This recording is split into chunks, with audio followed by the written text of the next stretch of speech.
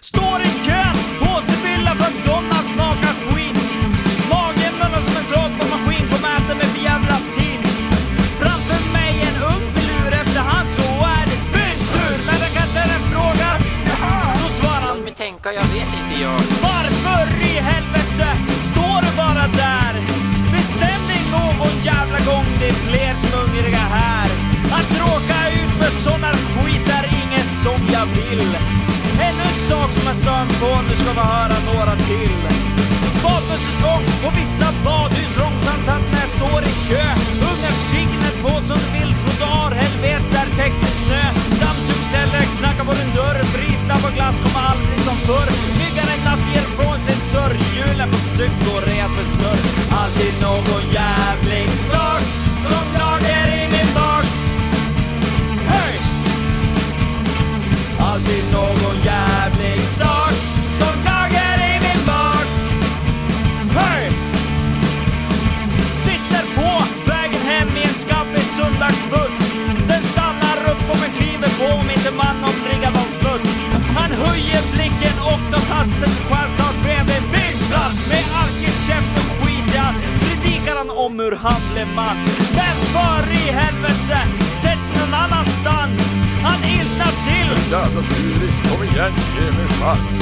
Att råka ut för såna äckel är inget som jag vill. Ännu en sak som jag stör på, nu ska vi höra några till.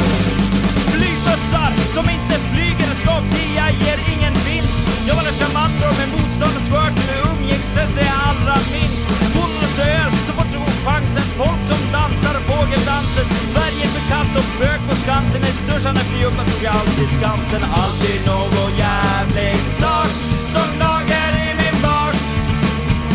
Hej! Alltid någon jävlig sak som lager i min bak. Hej!